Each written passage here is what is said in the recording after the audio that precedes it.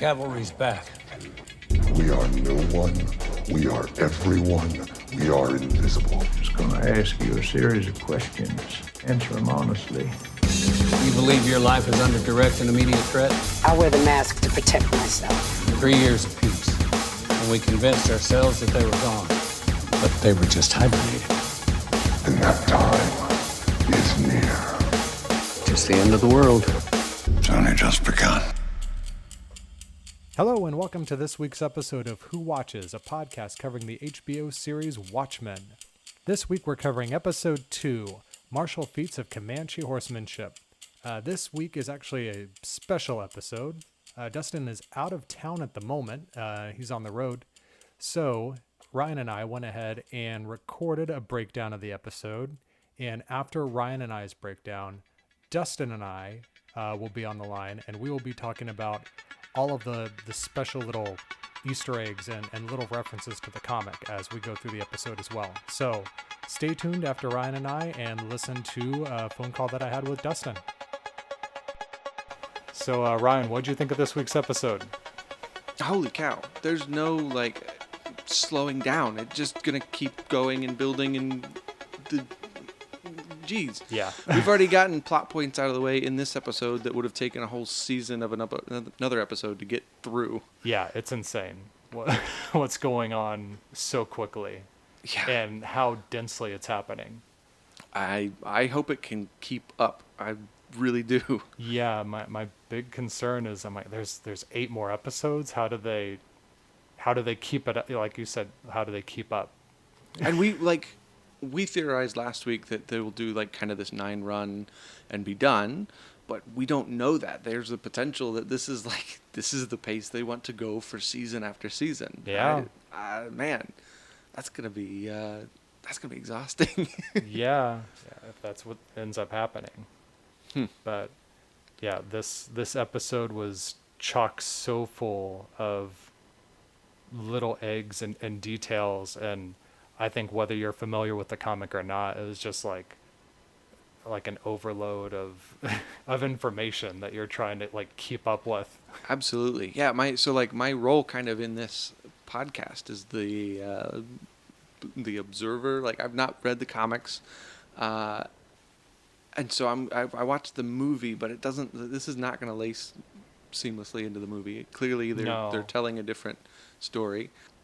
Man, I thought we were going to start getting some answers in this episode, and every answer that we got opened up so many more questions. Mm-hmm. That's the Damon Lindelof way. I love it. Yeah, and there are a few theories that we threw out last week that ended up getting confirmed to a certain degree this week. Also, some that got shot down though too. I mean, it's not like it's predictable. No, I don't know. I'm excited.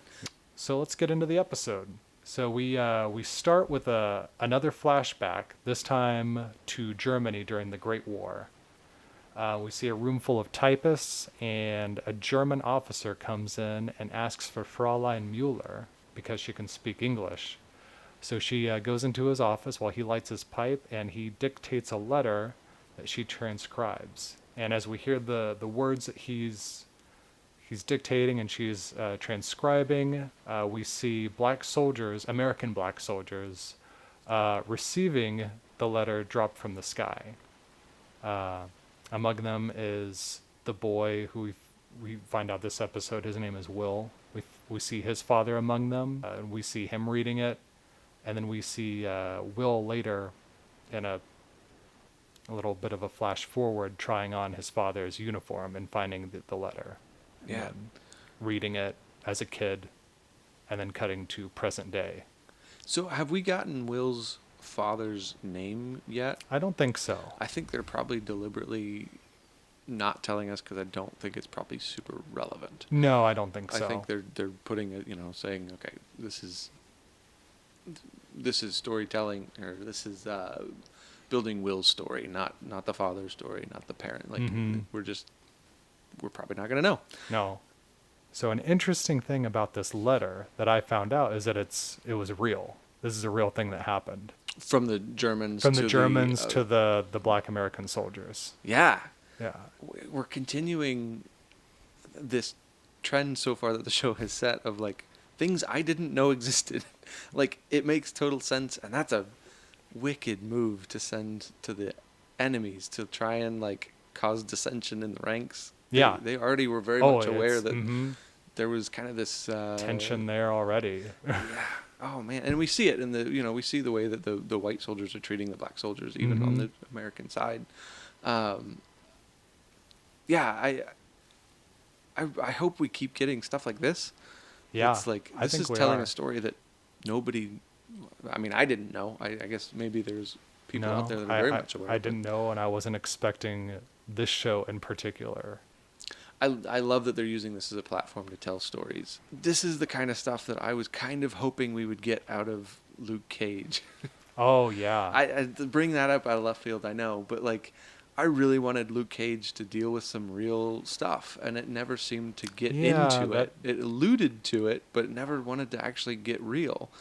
Yeah. I very much appreciate that, okay, we're going to be real here.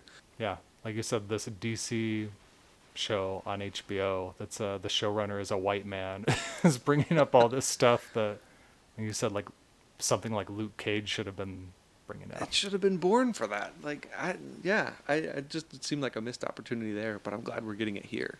Yeah, after we get to Will present day underneath the tree, Angela shows up and she apprehends him and takes him to her bakery. Yeah. Handcuffs him to the chair, and she starts a cup of coffee.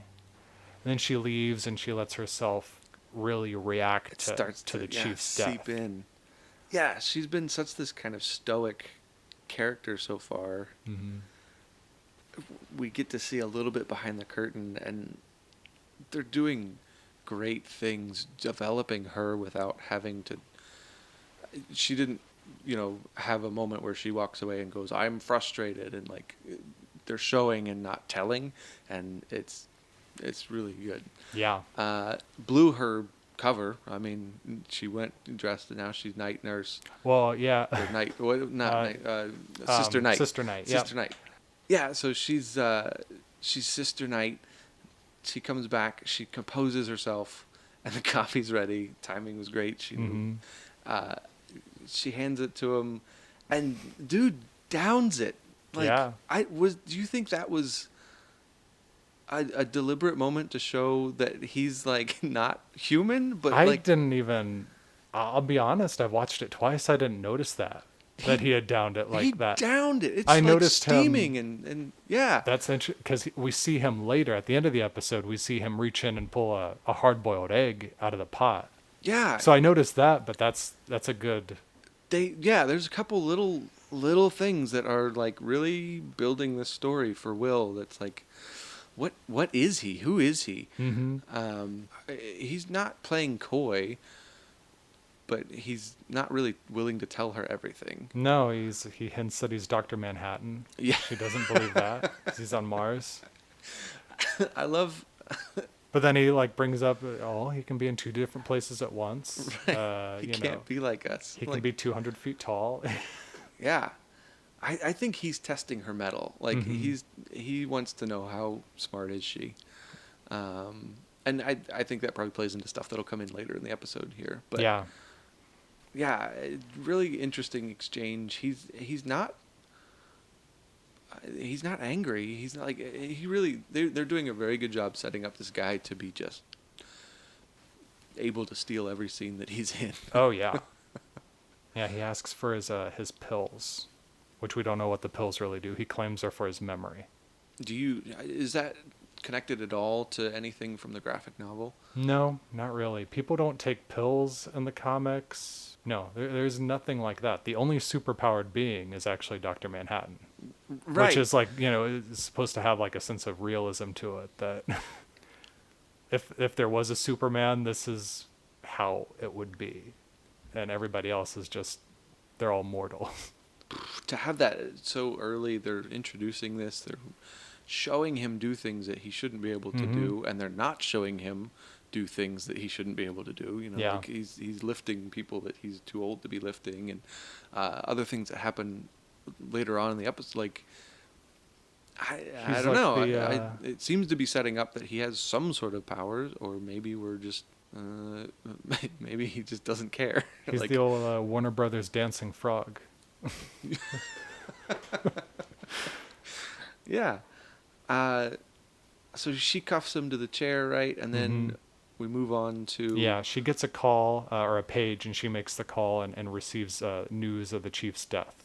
And then... Which she reacts to, like, as if she hasn't seen this yet. Yeah, she has to. Because she's keeping him locked up. He's a secret, and she's got this... There's this duality going on with her and her secret life and her professional life, which is an interesting juxtaposition, because usually in vigilante superhero stories, the secret is all the stuff they do when they're wearing the mask. Yeah. And this is... It's all the mask. Interesting, stuff is going on in her personal life. Are there any... I'm sure out there's some superhero whose, like, day job is as a police officer. Like, Barry Allen is, like, works in forensics and stuff, but, like, I can't think of anybody whose day job is a cop, and then at night they're a vigilante.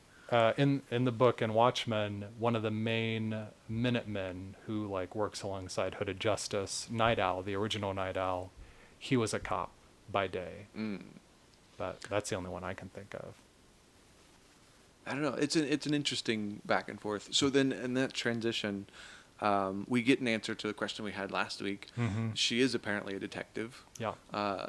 Leading us to assume that all the kind of special masked officers are also detectives with, kind of more free reign. Yeah.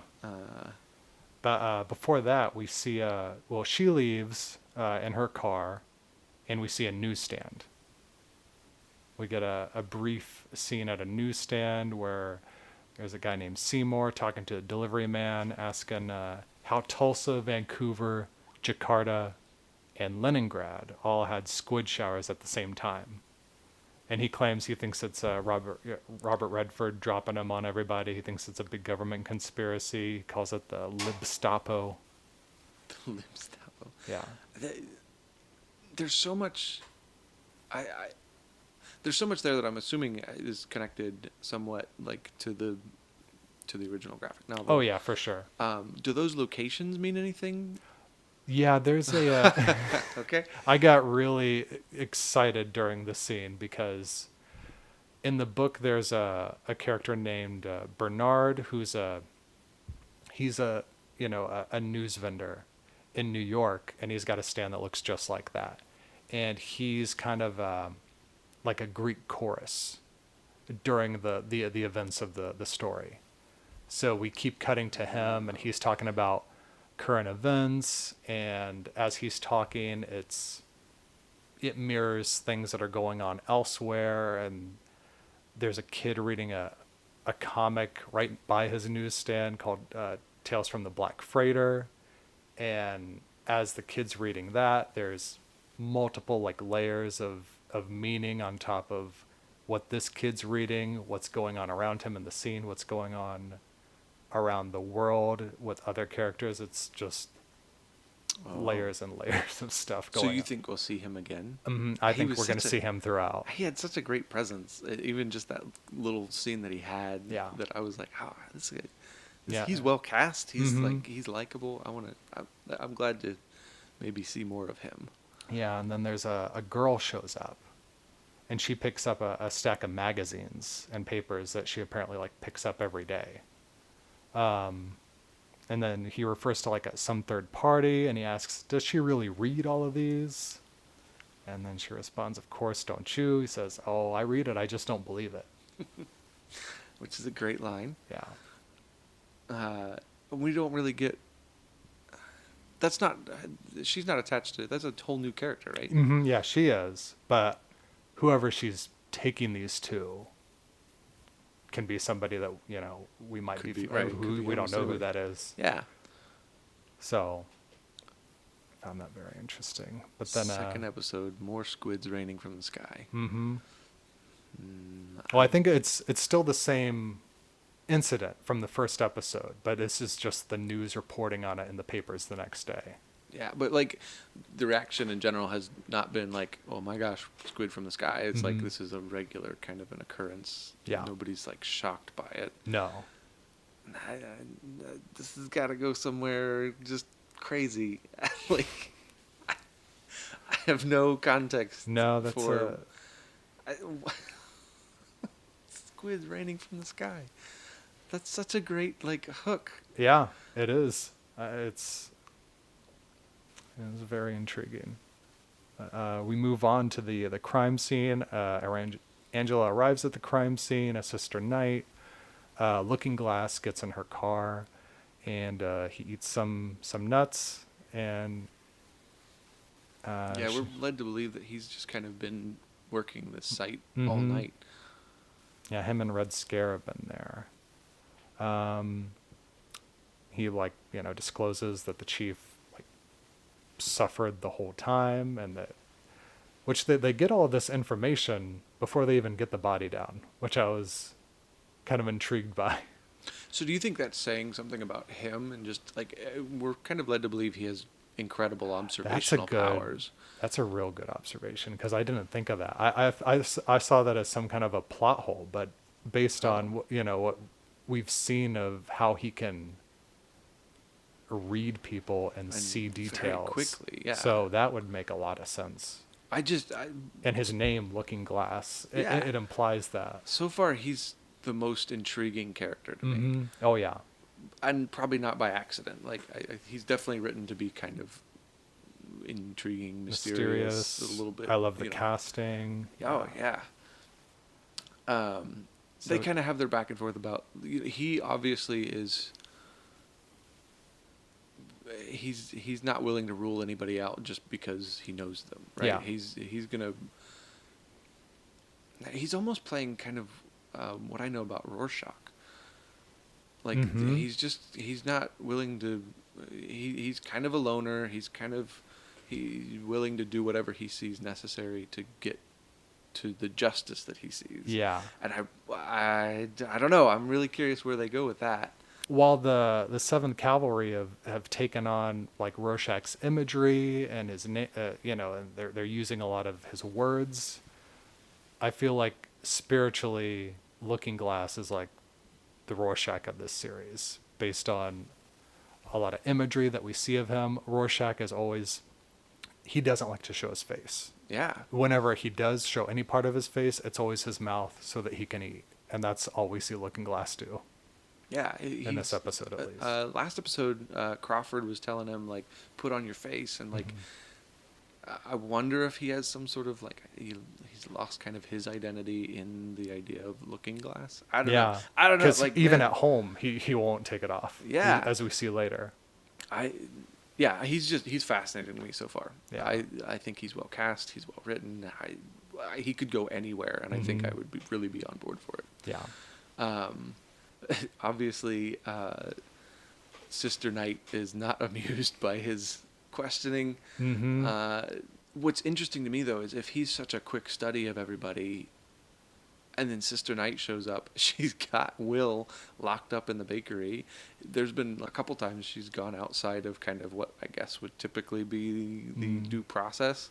Yeah, not only the due process, but also like her qualities and characteristics that they know of her. Yeah. And especially Looking Glass, he's the one who calls her out on those things too. Multiple times.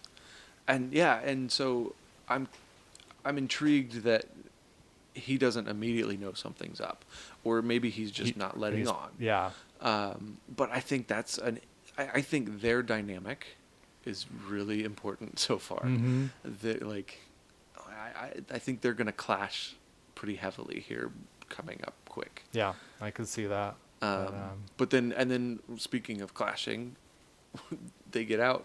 A dude crash lands on the hood of a car.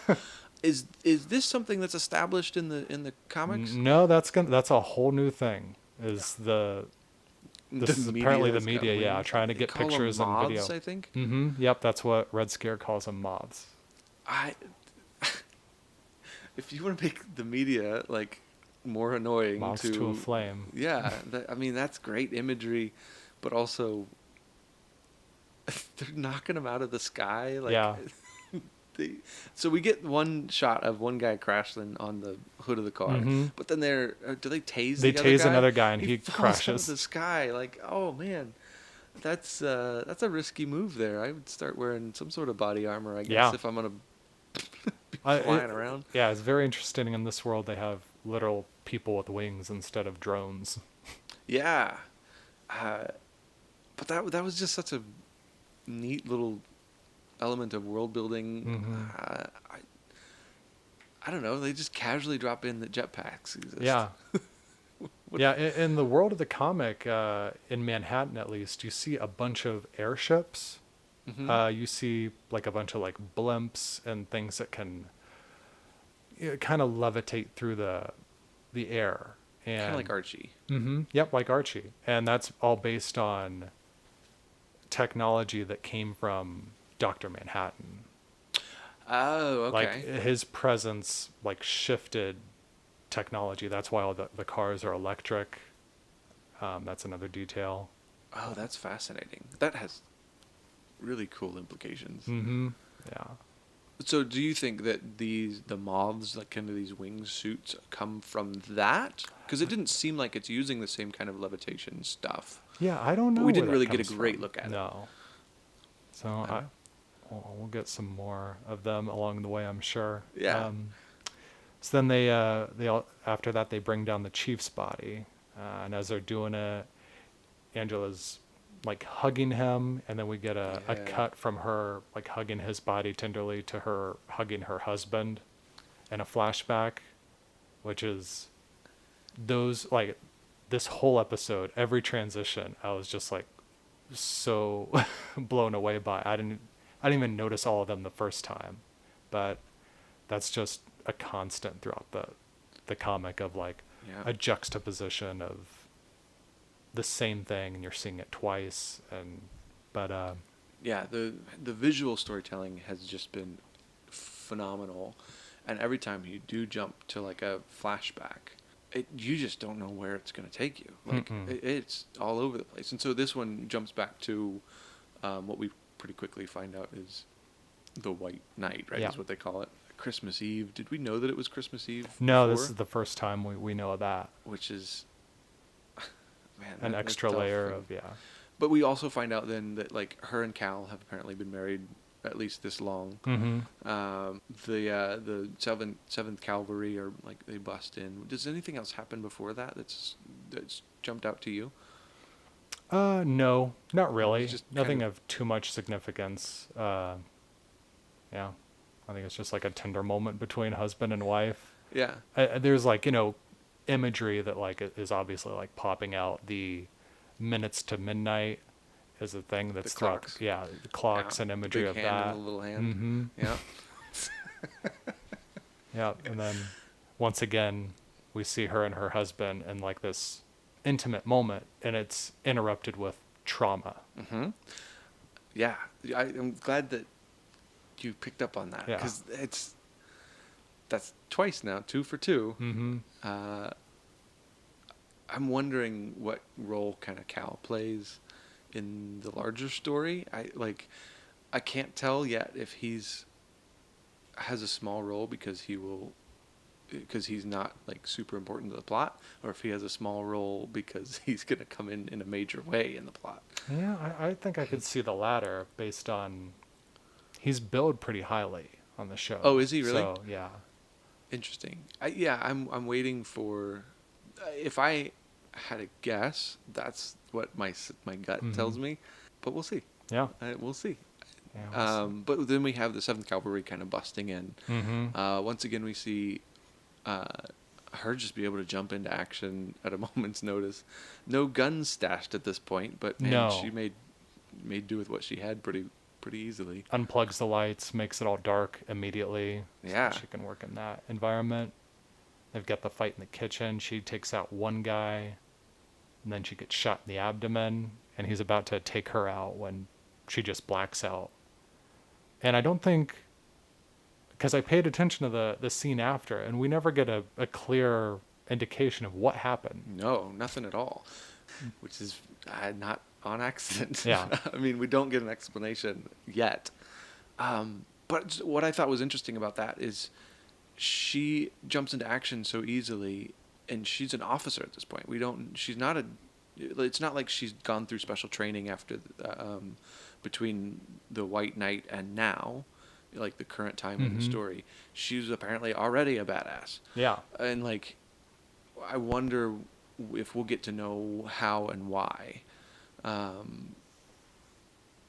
Because, I mean, a lot of what she was doing there in that moment in the flashback is very reminiscent of what she's able to do now. Mm-hmm. I don't know, like what kind of training? Where did she get this training? If as we find out in the next scene, That's a good question. Apparently the hit was pretty successful on all the police homes, but she was able to just jump into action so quickly. Like, Was she practicing something in secret prior to this all happening? Right. Yeah. What is there? Are we going to get more from even farther back in her history to find out why she's so prone to violence and so just naturally good at it? Yeah, I think it's implied that this is a pretty deep-seated part of her.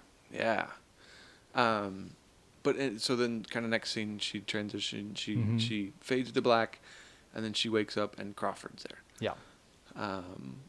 Apparently, having been watching over her for hours and hours, Cal had been watching for days prior to that. We find out that this was a coordinated attack on all of the police. Everybody had been compromised. This is what we kind of police houses. We talked about this last week of like everybody having secret identities within the police force. It only takes like one slip up to start really finding out who everybody is, and apparently that's what happened for the White Knight. And that's something that's completely, the White Knight is not anything attached to the graphic novel, right? No, not at all. So like we really didn't know that's what happened. No, but they've all been compromised before. But then they came back with the same plan. I wonder if their general response was, I guess we'll keep our secrets even better. Yeah, we'll see that. Like if in one night you can have a terrorist organization kill the whole police force, that's a pretty big flaw. Yeah. We find out that her partner and his wife have been killed. Yes.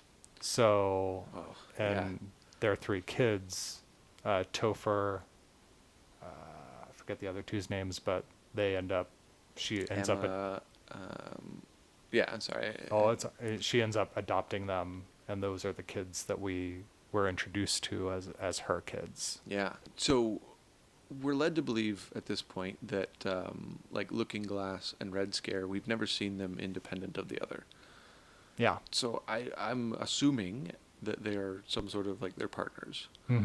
Whereas Sister Knight doesn't seem to have a partner. I wonder if this is kind of the cop trope of like, my partner was killed and now I'm a lone wolf. See that. But if that is the case, like, man, it's worked well so far. And the chief, he gives her permission to just he's like, you can cry and let it out, and she says like later. Yeah. So just like, being stoic again and holding everything in and refusing to allow herself that. Yeah. Or using it to fuel, all this anger.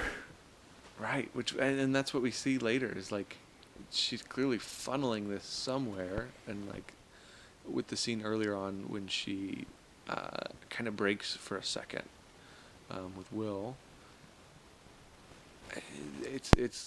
she's dealing with a lot, and now we know more about kind of the White Knight and like how much she's already been through, and with how successful the hit was on all the cops. Like, it seemed like Crawford was probably her only real friend through that. Yeah.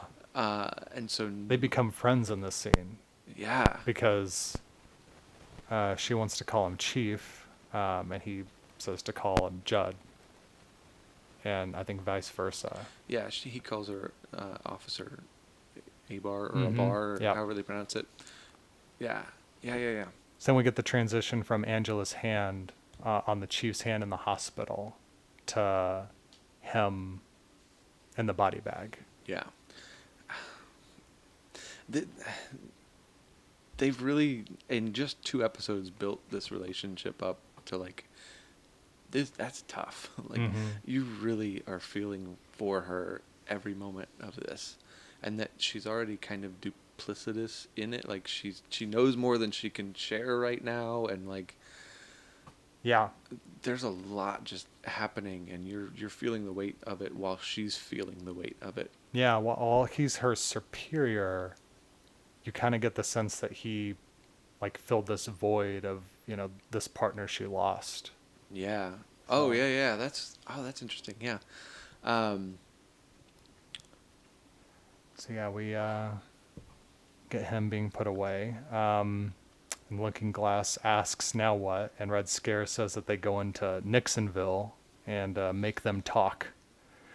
And Angela says maybe they should stop and take a breath. And Red Scare and Looking Glass disagree and decide to go in anyway.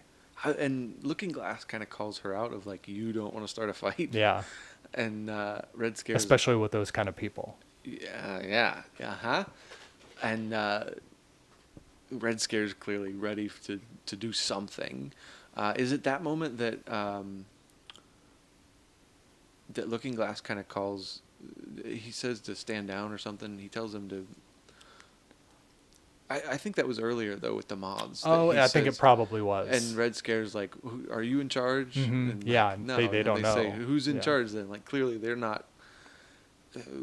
It kind of answers the question of like if any of them have seniority over the other. They're all seemingly pretty much on the same level, which further kind of implies that they're all detectives. That there's some sort of leniency for this kind of position, but there wasn't like a lieutenant. There wasn't, which is interesting to me. Yeah, and the whole question like of who's in charge, like who's the authority that we answer to? That's right. That's like who watches the Watchmen. That's what like is kind of like the throughout the entire thing is what we're.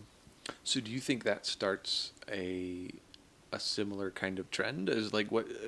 So my understanding is throughout Watchmen, it's kind of this idea that you had the Minutemen, but nobody was really keeping them accountable. Yeah. Now we have these vigilantes that have specialized talents that don't have unified leadership, apparently.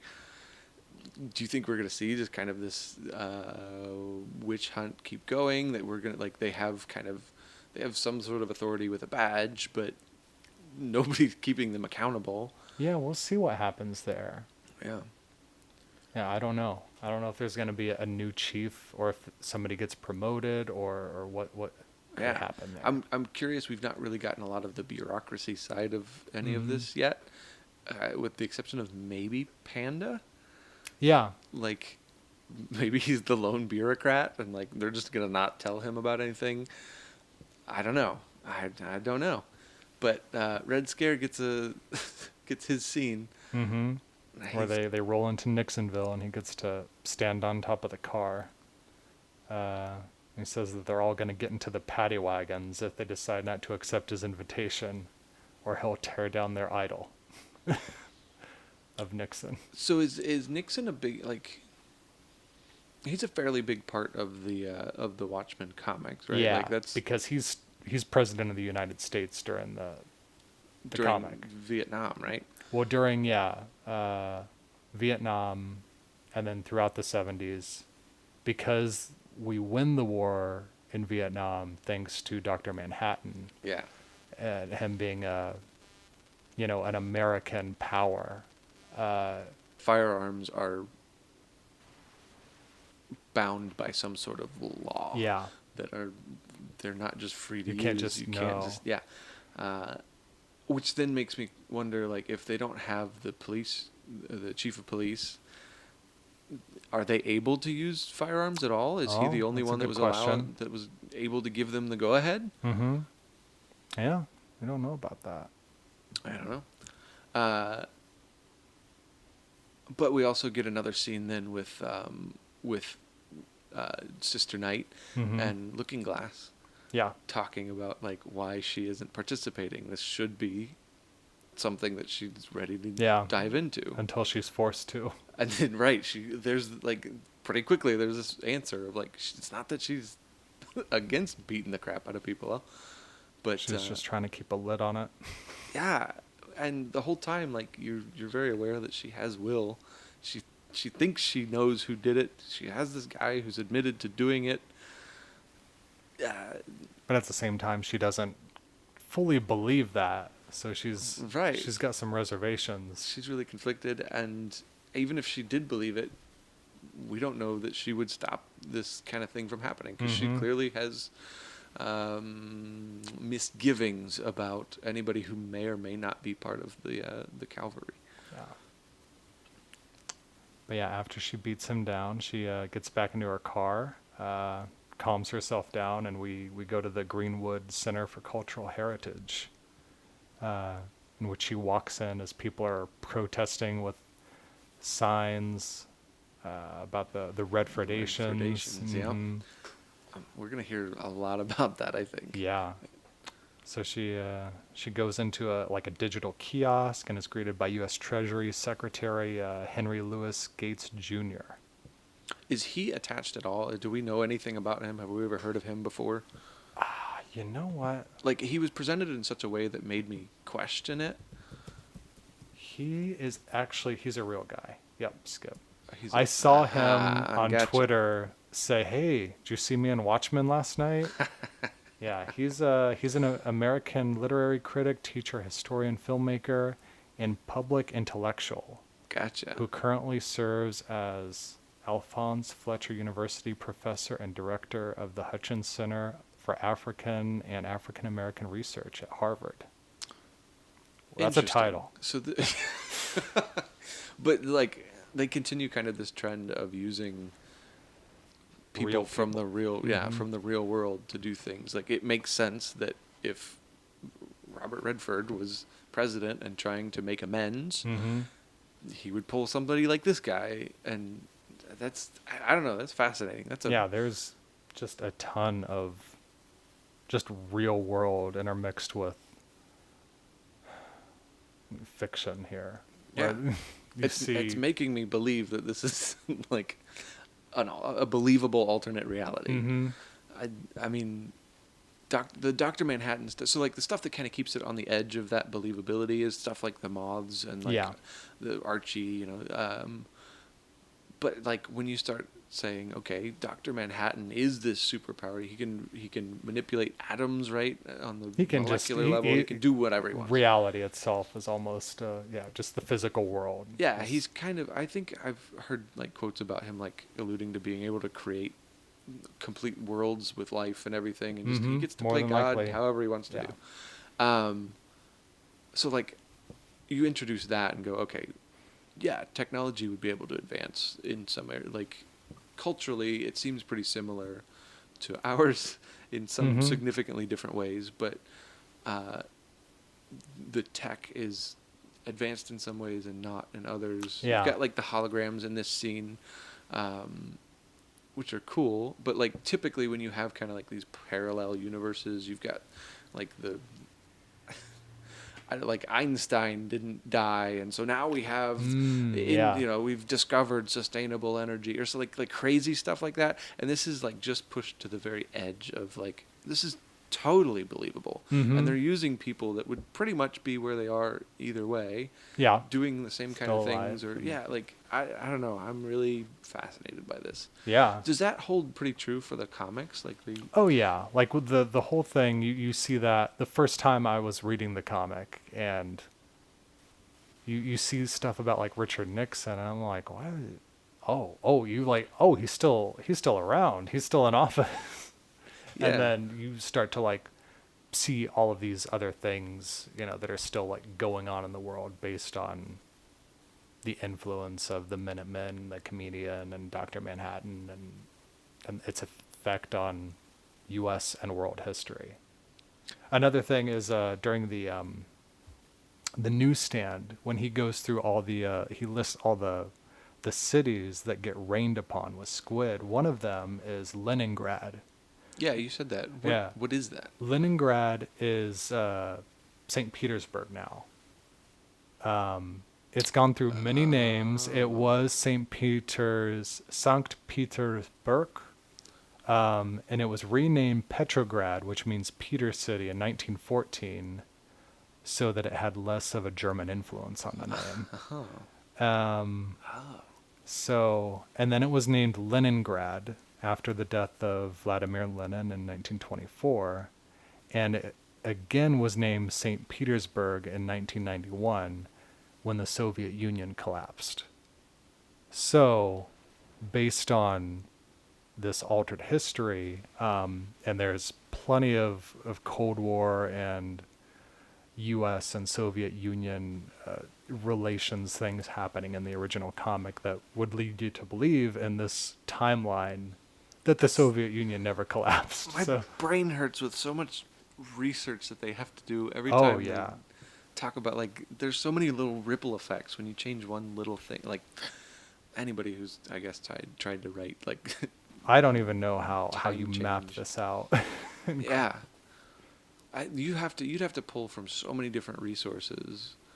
It's fascinating. It's so much research. They've put so much time and energy into this. Oh, yeah. No, Wow. I'm so pleased with how it's turned out so far. All But, right. Where did we leave Sister Knight? She's in the car, right? Well, no, she's at the Greenwood Center. And yeah. She's talking to Skip, and she gives him the DNA sample of Will. Yeah. So she took the mug that he downed, Mm-hmm. and runs him through, and that's a clever. I can't think of any sort of like real world equivalent to that. But it was a cool little addition. Yeah. It's the fact that she just kind of thought of that. Like, I wouldn't have immediately thought. I don't know why. Yeah. Let why me try she my would've public thought. library. Exactly. To go through old newspapers to see if this guy ever popped up.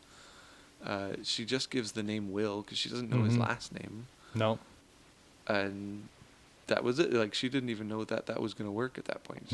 She kind of walked away. She had some kind of a hunch. So then we transition, another brilliant transition from the American flag and the kiosk to the altered American flag on her porch. And then we see Jim Beaver on her porch waiting for her.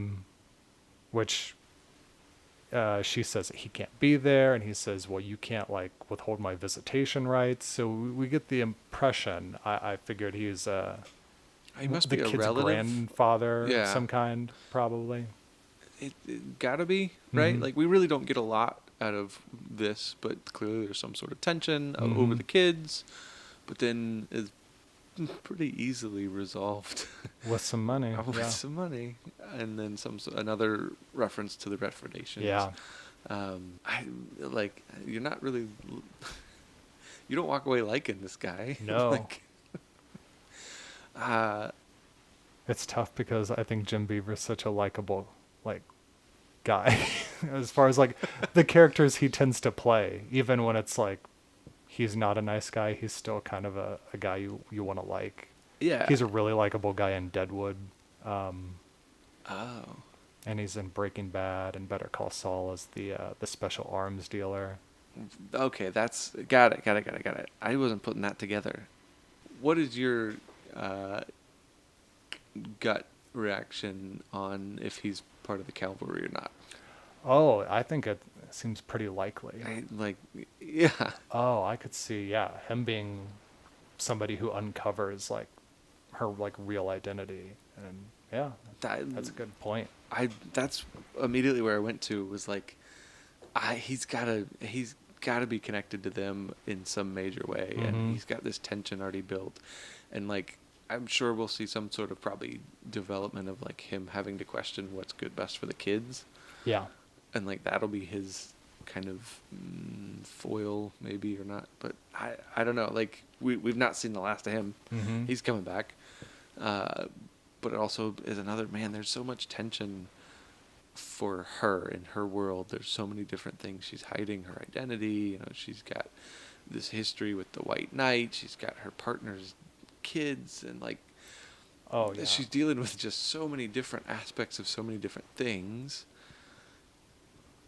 I don't know. She's and she's really struggling to show any sort of emotion other than just anger. Rage, yeah. So yeah, she goes in and she finds her husband playing with the kids. I'm clearly aware that this guy was sitting on the front porch. Yeah. So this is the first time she's been home that we know of, right? Since the night before. Mm-hmm. Because he asks, well, she's told him about the old man because he asks if she's arrested the old man. And she tells him that he's at the bakery because he didn't do it. And he's like, well, you know. And we don't really get an answer to, like, when did they interact? Yeah. Like, we're there led might to believe be a this cut scene or something. Yeah, we're led to believe this is the first time she's kind of been home because of where, you know, what the next scene is. But Cal already knows what's happening. So, like, maybe there's a phone call or something. But do you think we'll get a flashback to this coming up? Or do you think they just kind of yada-yada'd past it? I don't know. I could see this being an either way. Yeah, kind of there's so many things. Like, I'm taking every scene so seriously because it feels like everything it's could not be something you can, like, passively watch. Yeah, you've got to, like, be it's going to be firing some on all little cylinders. tiny thing that I'm going to miss and be like, oh, no, that makes so much sense. Oh, yeah, the comic's like that, too, where, like, you're, like, reading something in issue 7, you're like, let me go back to issue 3. And that's, like, the brilliant thing about the book is you can, like, it's just right there. Like Dr. Manhattan, because he doesn't view time in the same way as everybody else. So he can view time forward and backwards. So you feel like him, where you're like, let me go back and see, like, this panel in issue 3 and see how it reflects. So I feel like the show itself is going to, you know, really reward that kind of deep dive rewatch. I don't know. I mean, it's just going to be available to stream. This is that's an interesting deliberate use of streaming as a media. Like, it's available and you can rewatch it all you want. We don't live in the time frame of, like, it aired last week and I'll wait till the DVDs come out. Angela goes and sees Topher in his room, and he's building a big magnetic castle. Dude, do you think they'll release these for the public? Oh, that'd be really nice. That would be. It was levitating too. Yes, and, like, so each time, just a sweet little detail. Each time he touched it, it adjusted and came back. Oh, jeez. Do you think that was real, or do you think that was all CG? I'm pretty sure that was all CG. Yeah. Yeah. I could think of a couple ways they could do it, like in practical effects, but just for them to bother to do that at all was so cool. Like, pretty neato. Yeah, she breaks the news of Judd's death to him, and he not even just breaks the news. She's so, like, callous and calculated about it. It's just like, he's dead. This is life now. Like, I know that you're grown up enough to do this, and, like, this poor kid is processing it clearly, and, like, they left me with this kind of question of, like, she clearly cares about these kids, but is she actually healthy enough to be taking care of these kids? Yeah, that's a real good question. Anyway, I mean, there's so much to unpack in this scene. Yeah, especially, like, I mean, any kids, like, let alone kids who come from the situation that they did. Yeah. So clearly Topher is aware of what's happened. And, like, his response is, like, he was a cop. Cops die. Yeah. Oh, man. Like, he wasn't my real uncle anyway. Yeah. Yeah, I mean, he's dealing with it, but, like, also not dealing with it. Yeah. And then he immediately kind of says, "Don't tell my sisters." Oh, yeah, he'll tell them tomorrow. He'll tell, like, he then immediately takes on that mantle. Like, jeez. Yeah, he was the one responsible for saving them and hiding them in the closet the night of the White Knight that we hear. Yeah. So. This kid clearly thinks on his feet, okay, but life has dealt him a pretty rough hand. Yeah. So then he smashes the castle and asks if he can watch TV. Yeah, I mean, he's clearly dealing with emotions in a almost parallel way to how she's dealing with it. Yeah. She has a small outburst and then resumes her just emotionless mode. Modeling that. Yeah.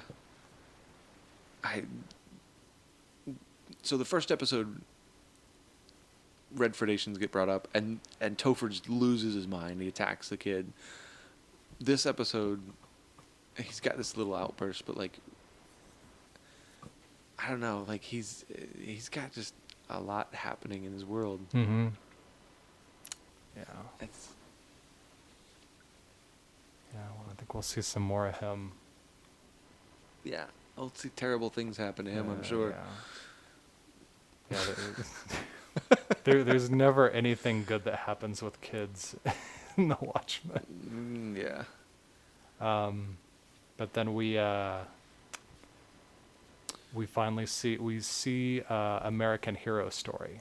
We start a montage where we see all these different characters watching it. They start with a viewer discretion at the beginning as Angela's leaving the house and Topher and Cal are watching it. And then we see Looking Glass in his home, still with his mask tuning on. in. Yeah, the Cavalry's got it on their TV too, as they're getting ready for something. So everything that they show kind of in this, is it pretty parallel to what happens in the comics? Mm-hmm. Yeah, it pretty much is. Starting with with him being dead, with Hooded Justice being dead, but he claims that that's not him, which is a big. It's a discrepancy from what's in the comic, because in the comic, it's revealed that Hooded Justice disappears at some point, and they find the guy of this circus strongman, Rolf Mueller, and based on the timing of when this guy was killed and when Hooded Justice disappeared, and their body builds and everything, it's pretty obvious, him. like this is him. Okay. But in this show, the voiceover claims that that's not him, and he wants people to think it's him, so they'll stop looking for him. So that could be a fabrication within the world of the show, of like the media writing builds that. intrigue. Yeah. Oh, that'd be fascinating. You get to now play with these characters from another perspective right, within the world. Yeah. So and get a flashback to 1938 with a little War of the Worlds newspaper headline with a kid. It is so much of like the world building in the comic based off of newspapers. It sounds like, I mean, that's been a reoccurring theme already. Yeah, newspapers and magazines. Yeah. There's quite a bit of that. There's the autobiography called Under the Hood, which Hollis Mason, the original Night Owl, wrote. You get to see the first 6 chapters of his book, and you get to read it at the end of each issue, the first 3 issues. Well, so there's all this kind of just on the side world building that happens. Like, I mean, using news articles and stuff is such a great little tidbit of it's kind of like exposition, but it's not nearly as boring. No. It feels like you're discovering it. It's another brilliant thing that Alan Moore does in the comic, because he gets to, at the end of every issue, he gets to take on these different voices and become these different perspectives and characters, and they all seem completely real. But Oof, man, I don't know how they would do that in the show. The only way they could do something similar in the show, where you're shifting mediums while still keeping it on television, would be some kind of a documentary or something like this that we're seeing. Right. Yeah, they're doing similar things. I think medium-wise, it's going to look different. Yeah. But they're clearly putting energy towards telling a larger story through just all these little tidbits and little Easter eggs that they leave throughout. It's masterful. Yeah. So we see Hooded Justice take out 4 guys trying to rob a grocery store and killing all 4 of them. Yeah. So the direction you think this is going, it seems like a pretty heavy parallel to what Sister Night is doing and going through. And you've got kind of this moment of like losing. She pummels a guy just earlier in this episode. And yes. And then you get basically a parallel shot with Hooded Justice. And I don't know where they're going with that, but like it's clearly being alluded to. His monologue afterward being pasted on to her as she's arriving at the Crawford home. Yes. And is just so very similar to that the newspaper vendor and the kid reading the comic. And the original book is as the kid is reading the comic, and as you get through it and you get to the end, there's a perspective of a person who is narrating the comic, and that person is tied, it has deep parallels to Adrian Veidt and Ozymandias. Okay. So it's, interesting that they seem to be doing that again here with Hooded Justice and this American Hero story and Angela, seemingly. Oh, that's fascinating. It's kind of the story within the story. Mm-hmm. That's all right. Man, buckle up. This is going to go places. So at the Crawford home, Angela arrives with some roses. She meets a multitude of people at the house, like Senator Joe Keene Jr. Yeah, which he's billed pretty highly too, isn't he? Oh, I don't know. I didn't see his IMDb. I think we will see more of him. Like a lot more of him. Mm-hmm. Oh yeah, I think so too. I wonder how much he knows about Crawford. If we'll get some peeks into kind of Crawford's past. Mm-hmm. I think we'll him. continue to see that. He obviously offers any aid that he can give. Angela plays this so well, right? Like, as the audience member, you kind of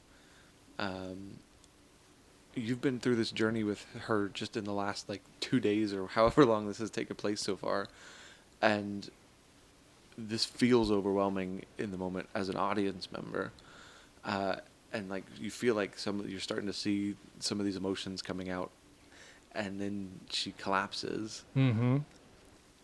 And like I was like, oh wow, man, like this was just too too much. much. This was overwhelming to her. But apparently not. Yeah. Like after Jane leaves her on the bed to recover, she gets up and starts going through their personal belongings with some special X-ray specs. So there's also a reference to Owlman. They are very like what is heavily his name? Night Owl. Right? Night Owl. Owlman. Yeah, there are 2 Night Owls. There's the original Night Owl, and then the second one that was like Dan is his Dan name, right? And he's Dreidberg. far more like gadget heavy, right? Yep, he becomes friends with the original Night Owl, and he asks if he can like take the name. So it's kind of like a Batman Beyond thing going on. Passing of the mantle. Mm-hmm. Nice. So, but are these part of his tech at all? Do we know? We don't know. Okay. But seems like with the Archie ship and with these, which don't look exactly like the kind that he has that are part of his suit, they seem to do similar things. Okay. It implies that something's going on there. Yeah, it seemed like such an odd little bit for her to have in her kit. Yeah. I don't know if we'll find out more about that. There's some heavy like allusions to Night Owl that like there's got to be more happening here than we're just not getting it yet. Yeah, I'm really hoping we see old Dan show up and get some answers there. Yeah, yes, please. But she's taking a look around. She's going through everything. I was really cool how they did it just visually. Like it worked. You could I don't know if I've seen a shot done like that so well. Mm-hmm. It just it shows off that they've got kind of a budget and know Yeah. how to do stuff like this. Yep. So then she looks around and she discovers a big Ku Klux Klan robe in Yeah, a closet. which we find out later, like, is cavalry. Mm-hmm. So, like, last episodes we were kind of questioning if the KKK are also in this universe. Yeah. And it seems like there's at least some sort of yes and Mhm. some sort of no. Like, they are kind of one and the same and also not. Yeah. I- Yeah. I don't know where the lines are drawn there. Yeah. But that's so clearly, immediately, we have some sort of question of, like, why is this here? Mm-hmm. It has a badge on it, right? Yes, it does. Is that the same badge that we saw? I don't think so. It's different, isn't it? Yeah, I would think it would be Okay, different. I didn't take the time to go back and check one versus the other, but it didn't look familiar to me. We don't really get any answers about it immediately. Mm-mm. Yeah, we see her leaving after that. Yeah, I mean, she just apparently ducked out, and then what's the next jump? We cut to, as she leaves, she walks by a painting of some horses. That- some yeah, okay. Comanche warriors on horses. Yes. So we get, like, kind of which is obviously kind of the title of the episode. Mhm. Everything is so, like, at no point would I have understood the title of this episode without that. Yeah. Oh, yeah. And it encompasses it so well. And I gotta stop just kind of gushing about. Oh, this no. show. Everything I is think so it's deliberate. worthy of it. Yeah. We close in tight on one of the horses, and then we transition into Apparently Ozymandias our himself, Adrian, episode- riding yeah. a horse. Which he did have a saddle. Yeah. We questioned last time if he would. He did. Might be just a kindness to Jeremy Mhm. Irons. He's a little older.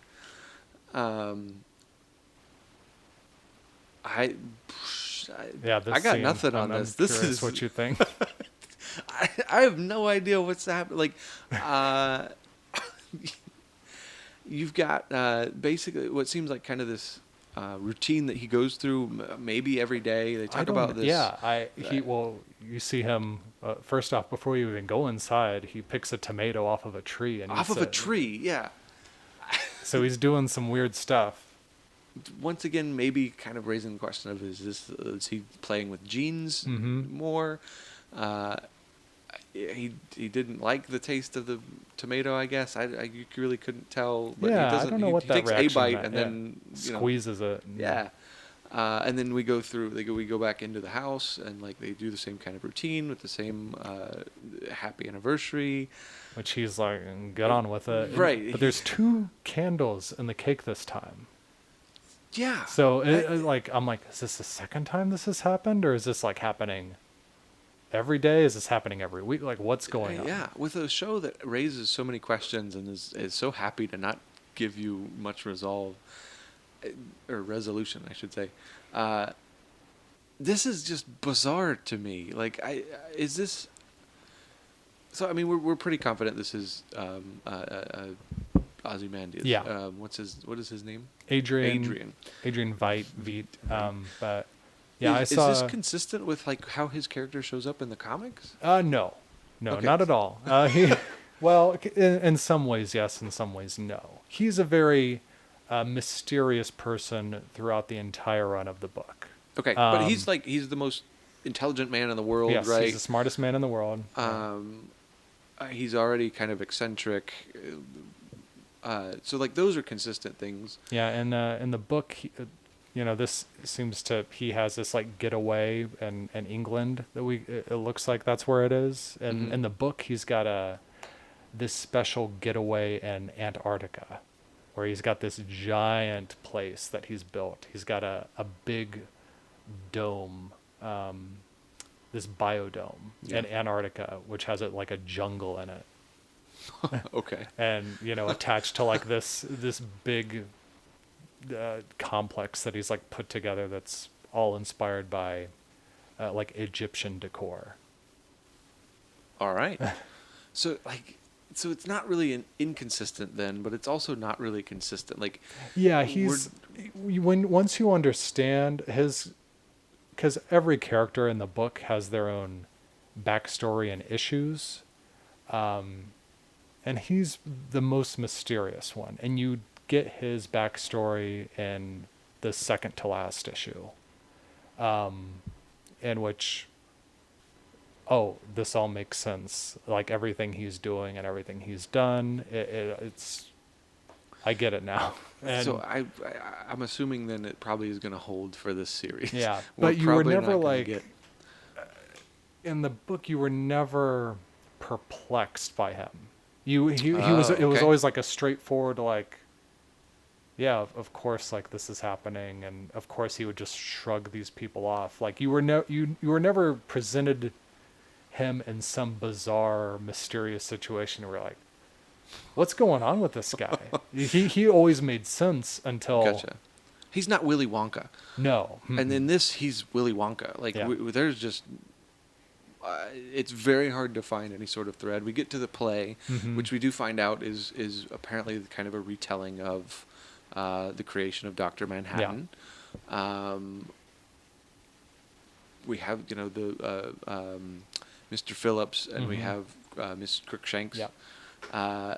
And you have some other stagehands helping with this and that, and then we lock Mr. Phillips in a booth and light him ablaze, and he's clearly not okay with this. And then we get everyone Dr. applauds. Yeah. Real tears. Yeah. To which obviously, I mean, he's not fazed by this. This is all going according to plan. No. You get a masked blue man painted to be Dr. Manhattan, lowered from the rafters by more stagehands. Yeah. And then you get the line which you guys talked about last time about nothing ever ends. Yeah, those are the last words that Dr. Manhattan that's, as far as we know, that's the last thing he's said to anybody on Earth. Right. And he says it to Adrian before he takes off. And so those words have just been haunting him for decades. Clearly, Yeah. right? I mean, this is, and he, in the moment that the Dr. Manhattan puppet, I don't know, says it, he's mouthing it, right? He's clearly thinking about this. This is weighing on him. And if we're to assume that he's, still the most intelligent man, this play is pretty basic. Mm-hmm. Like, I don't know, he's searching for something in this. He doesn't have a resolution to that final meeting with Dr. Manhattan. To which all the stagehands start taking off their masks, and you find out that all of them are Mr. Phillips, and all of them are Miss Crookshanks. Yeah. Except they all have different names, too. Yeah. They all have their own unique identities, I guess. So then Veet promotes, I guess, this one guy, what was his name? Did I didn't write it down? No, I don't think I did.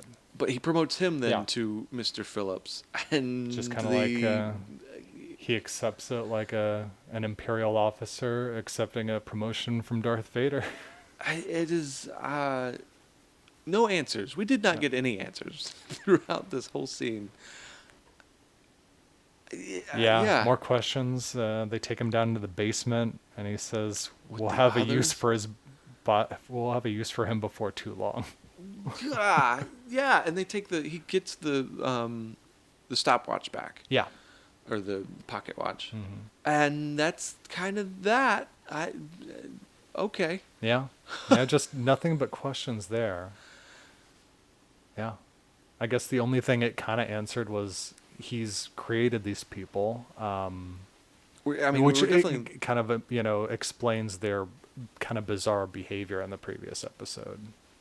Yeah, it starts to. They're obviously clones from some sort of source, maybe, but they're not firing on all cylinders. No, he calls them dimwits. But is that not consistent with kind of his character in the comics? As far as like treating people that way, or Kinda. He kind of did look down on everybody else as not no, being able to understand. He's always been portrayed as like a super polite, like like almost like you could see like Tom Cruise possibly being Ozymandias. Oh, okay. Because there's one of the things at the end of his chapter is a magazine interview with the Nova Express, where a magazine of a guy who like usually like writes articles for Rolling Stones or something, like comes and visits him in Antarctica and just like sits down and has a conversation with him and gets a tour with, and he's like, he talks about like how personable he is, and all these jokes and things he's like very surprised that he's able to make. So it's okay. So that's not even consistent then with no. what we're getting from Veet now. The intrigue gets deeper. Yeah. I have no heads or tails of any of that. No. I love it. Like it's building towards something. None of it's by mistake, but I couldn't tell you where. We don't even really know that it's taking place in the same timeline as anything else. Yeah, it could like, be somewhere, somewhen. Right. Like, I mean, I wouldn't be surprised if we find out this is happening post-humanity. Like, he's just the last one. Oh, that could be it. Like, this is happening way... He's trying to make new people to repopulate the Earth. And so he's making trees that grow fruit. Like, I don't know. I got nothing. So that's that. Yeah. Yeah, no, I'm always super excited to see his scenes in these episodes, and I look forward to them revealing more as it goes on. I would love to keep getting a little teaser at the end of every episode like this. Like, it's just gonna keep getting better. Yeah, so then we come back. Yep, we cut from him flicking the watch and bringing it back to life after he says it's only just begun. And it starts ticking again, and we cut to an egg timer in the kitchen in the bakery. We find out Will has escaped his handcuffs. He's just cooking an egg in the, or he's cooking boiled eggs. Yeah. Which he just went as and casual got at as a could grocery be. store. Yeah, this is nothing to him. Yeah, Angela shows up, and she's just as surprised by that. She throws him the KKK robe and asks if you planted it there. And he says, "Well, was it upstairs? Because I can't really do that." But you can lift a man in the tree. Like there's this dichotomy of what can he do and what can't he do. Do you think he needs the wheelchair? Like just what we've learned I about really him so don't far? know. Yeah, based on what we've seen, because we see her lift him up later, and it seems to, I don't know if he's just like putting on dead weight or what, but, or if there's some part of him that we can't see for whatever reason, we can't see him in action. I don't know. I mean, we're really just not getting a lot of answers. Yeah. Except for what happens kind of next. Yeah, she gets a call from the Greenswood Center, and it confirms that he's a survivor of the 1921 massacre, and that she's his granddaughter. Wow. Apparently she doesn't know him, though. She's never really known him. But it does bring back from last episode when she gets the call asking if she's the daughter of Marcus. Marcus, yeah. She's not really sure what to do with it. Was there any kind of clue that she knew to ask that question? Because she gets on the phone. It kind of says.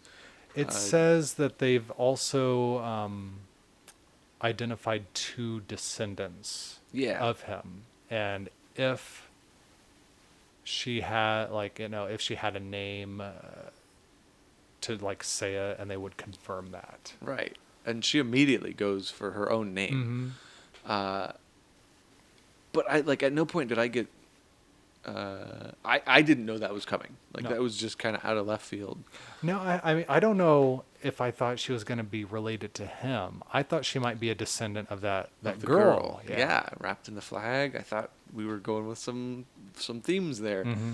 But no, which, I mean, we don't know what the future of that girl was. Like, they could have gotten married and, like, maybe they are related. No, that's true. I just was not anticipating that happening. To which she decides immediately to arrest him. She went around the law when she thought he was a criminal, but now she finds out he's her grandpa. Which does kind of play into her, like, she's not accepting really anything from anybody. She's not taking anything at face value. She's kind of questioning everything. I don't know that she still doesn't believe his story, but now there's some sort of credibility to, like, he knows something. She knows now that he knows more than he's letting on. And he even offers, like, what do you want to know? Yeah. He says he's wanted to meet her and show her where she comes from, or where she came from. That could mean just about anything at this point. Yeah, so she arrests him, takes him out to her car, lifts him and places him in, and as she's breaking down the wheelchair, giant magnet falls from the sky and takes the car As if away. from nowhere. Yeah. We don't even really know what it is that picked him up. Like, no, we didn't get a silhouette or anything. We don't, like, it's not like another Archie thing. We don't know. It's just this magnet that comes out of the sky. Yeah.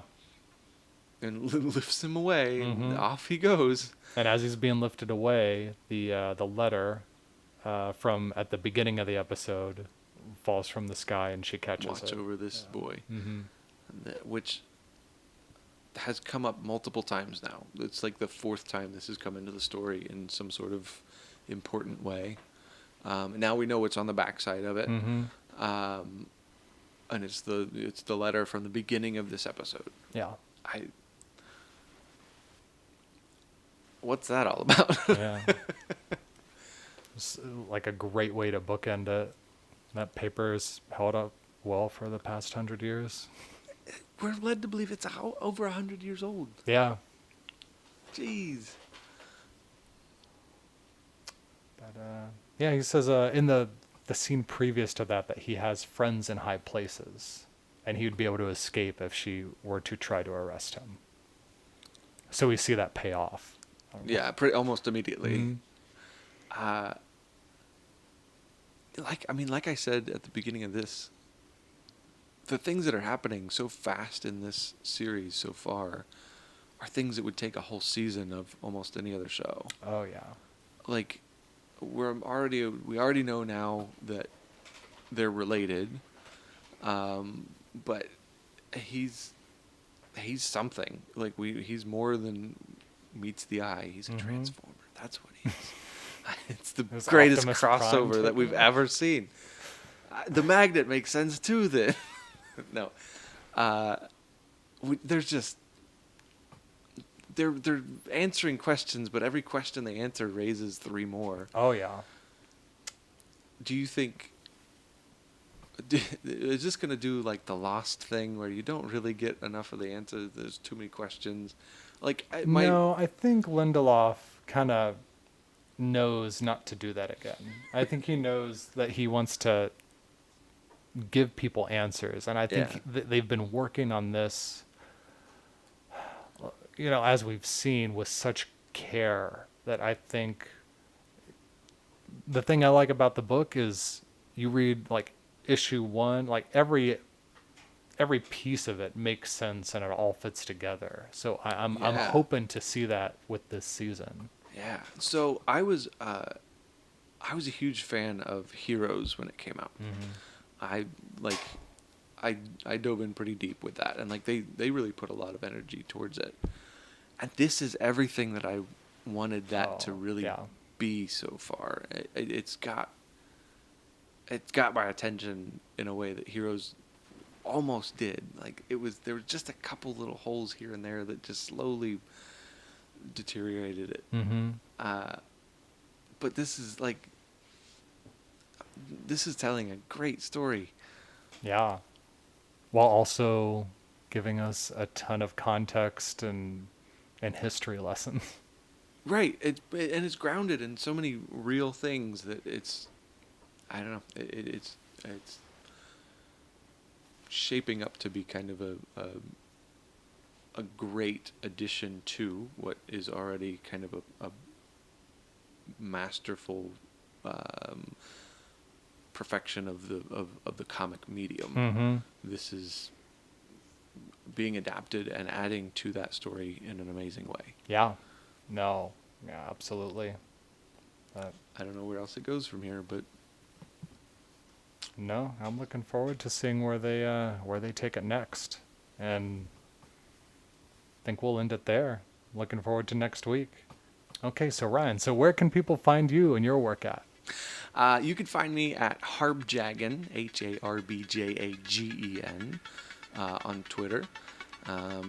You can also check me out on Facebook. I'm not really doing anything on there, but it's a thing. All right, and next up is going to be a phone conversation that I had with Dustin, in which we broke down all the Easter eggs and all the references to the comic, and there's so much in this episode.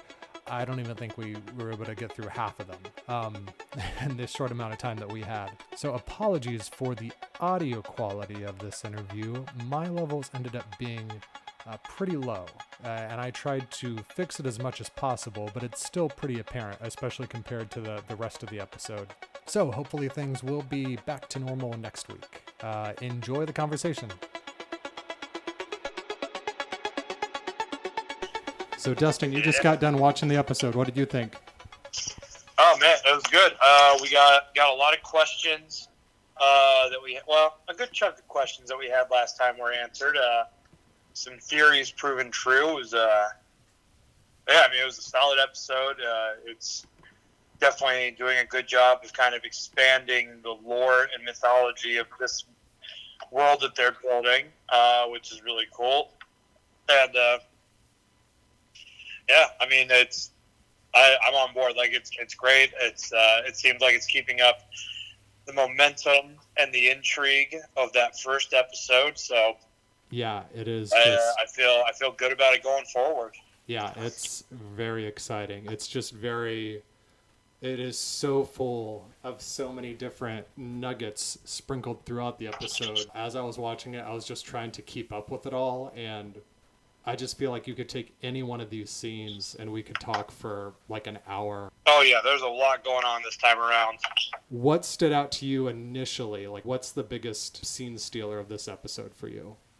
So, definitely, I mean, like I said, a lot of our theories were kind of answered, and most of them proven. I think, probably what popped out the most to me was either the reveal of Judd's clan robe. Yeah. Like we kind of figured there was something going on there. So that obviously sets up a lot of questions about what happened there, and what, if any, was his role in the White Knight that happened. And then, of course, the other one that we just got the glimpse of was seeing the Watchmaker's son play out. Yeah. As a dramatization of the origin of Dr. Manhattan. Yeah. Complete with an actual murder of what we find out, like we had theorized, was either robots or clones. It appears to be a series of clones. So it went real the Prestige with it. That's exactly what I thought. I was like, oh, this reminds me of the Prestige. We see that old Adrian is continuing his experiments with all sorts of biological things, including the tomato tree. Yes, yeah. Yeah, that, it was just like, there was so much, like the Ozymandias scene and the American hero story scene. I was just like very... Oh yeah, that was a good scene too, the setup for Hooded Justice. Yeah, that was great. Yeah, it was just like so much in there. And I think it is going to really be the Black Freighter of this series, because they use that. We see a bunch of people watching it. We see a Looking Glass sitting in his house with his mask on while he's watching it. Very similar to how Rorschach is always eating the beans and pretty much eating anything with his mask on. Yeah, I like that visual was really, really great. Like even when he's eating the nuts in the car, like it looks it's pulled up exactly like it. So that attention to detail is really great. And then of course, even that introduction, like we know Rolf Mueller is Hooded Justice. The woman at the very beginning of the episode is Fraulein Mueller. Mm-hmm. Yeah. So I'm wondering what the connection there is. Yeah. Well, he says, at least according to the dramatization, they probably faked it because he said he wants people to think that Rolf Mueller is him so that they'll stop looking. Oh, that makes sense. Which I was kind of thrown by that because everything that we see in the book is, leads you to believe that Rolf Mueller is Hooded Justice. Yeah. And that he was probably killed by the comedian. But, yeah, interesting. Huh. And then we see the alien invasion, just a radio hoax. The War of the Worlds. Which is a commentary on everything that's going on right now. Yeah, with Ozymandias. Yeah, which is great. And then, of course, them, thinking that the squid rain is some kind of hoax. Yeah. Or no, not they think that Redford's responsible for it's what it was. Yeah, they think it's a government thing. Yeah, which is kind of funny to see that. Yeah. And that whole scene as well, the newsstand, I was very tickled by because that obviously references the Bernard newsstand and Bernie, comics. which I'm thinking we'll probably see him throughout the series as well. And we see this girl show up, and she's picking up a stack of papers and magazines, and she's taking them to somebody. So it'd be interesting to see who that is. Mm-hmm. I think they mentioned that 4 cities have squid rain at the same time. Mm-hmm. Tulsa, Vancouver, Jakarta, and Leningrad, which Leningrad was St. Petersburg, but it was renamed St. Petersburg when the Soviet Union collapsed. But of course that never happened. So it's interesting. So Leningrad.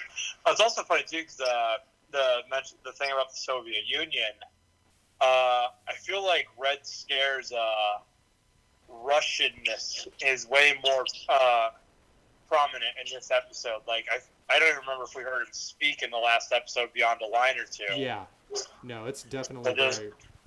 This time he's got like literally extended monologues. They even call him a fashion. He's like, "No, I'm a communist." Yep, exactly. I was disappointed that they didn't pull the statue down. I thought we were going to see that. Get to see that imagery, like when they toppled, what was it, the Saddam statue? Mm-hmm. Yep. Yeah, that would have been great. I guess, do we want to start from the beginning? Yeah, let's do that. All right. So that first scene is all those typists working under the Germans. Mm-hmm. In World War I. Yeah, World War I. Fraulein Mueller is pulled.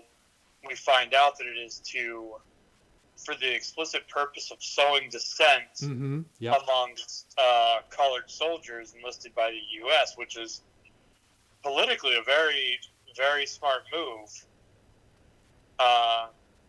We even see the Will's father from the first one, like marching and like reading over it, and like it seems like it's making a lot of sense to him. Yeah. Yeah, and I looked it up. A thing about that letter is 100% real. Really? Okay. Yeah, I saw a document and I read it, and it's like nearly word for word what they put in this episode. That's awesome. Yeah. Because this was pre-National Socialist, so it very clearly could have been sincere. Mm-hmm. So.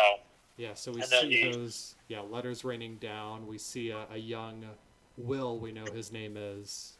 Mm-hmm. He's reading it. Yep, he finds it in his father's coat. He reads it. Then he's reading it in present day. Mm-hmm. Right before Angela rolls up to the murder scene. Mm-hmm. That's good. Which she takes him in, takes him back to her bakery. Her fake bakery. Uh-huh. Her fakery. We'll call it from now on. And she handcuffs him to his wheelchair. She makes him some coffee, and then she leaves to let herself just vent emotionally because she really, throughout this episode, it's clear that she buries these emotions deep down, this anger. Yeah. Well, it's also really quick before we move too far on. She tricks him into giving him the DNA, giving her the DNA by drinking from the cup, which is a smart move. But he also has that whole little aside where like he claims to be psychic and that he could be Dr. Manhattan in disguise. Yeah. And all this stuff, which of course none of that's true, or at least we're led to believe that none of it's true by the end of that scene. Yeah. And they bring it up again. She brings it up to her husband later, which is interesting. Maybe Dr. Manhattan is on Earth. Who's to say? Yeah, and while that exchange is going on, when he tells her that he's Dr. Manhattan and they're discussing it, the blue light from the coffee machine, they like cut back to it in a wider angle, and it really implies kind of this looming presence that Dr. Manhattan still kind of has on the world. Yeah, even though he's not there. Yeah, that he's always kind of in the back of everyone's mind. Yeah, and he claims he strung up the chief, which she does not believe at all. Nope. He's rolling in a wheelchair. Mm-hmm. Oh, and then he has that great line about he asked for sugar and she says she doesn't have any. He says, "This is a terrible bakery." Yeah. Yeah, and then she gets a page, and then she makes a call, and she has to fake her reaction to hear about Judd's death. Yep, because she already knows. Mm-hmm. Now, is the White Knight flashback next, or is it to the murder scene first? I can't remember. Then we cut from that to like the quick newsstand scene of her getting in the car and leaving. And yes. As that happens, there was one little thing I noticed in the my second watch through that it was so quick I didn't see the first time, which is there was a silhouette of a couple up on the brick wall that is an image motif that's spread throughout the comic that they put up in there. Oh. Yeah. Seymour is the news vendor's name, and he's talking about Redford and his libstapo is what he calls them. Yeah, the liberals. Mm-hmm. Yeah, I thought that was an interesting kind of weird flip of things, which again, like we've seen in things like the sensible gun control laws and all that. Yeah, and to the point that they're even literally like there are protesters about Redfordations, which is this bizarro thing. Yeah, so we hear them talk more about Joaquin Jr., who's a senator it sounds like he'll be running for what we think is president. They never say, but I think it's pretty implied. So we can assume that this Keene, which we meet later, is the son of the original Keene who enacted the Keene Act. Yes. So, yeah, and then we get kind of a George W. and a George H.W. vibe. Mm-hmm. Yeah. So then we move on to the crime scene, which Angela arrives at the crime scene as Sister Knight, and Looking Glass gets in her car and eats some nuts. And then, of course, that's when we find out that her partner is killed, and their kids hid safely, and that's where Topher and the kids come from. So that answered that riddle from the first episode. Yeah, so all three of her kids were her partner's kids. Yeah. So, which makes a lot of sense too, because we see that like Topher is kind of a more troubled, more aware child. Mm-hmm. Yeah. Because the other two were probably way too young to even remember what actually happened. Oh yeah, absolutely. So it's kind of interesting because like she comes home and they're literally like playing a game with Calvin, and then he is up in his room just very, very moodily playing with like a floating like Lego set essentially. Yeah.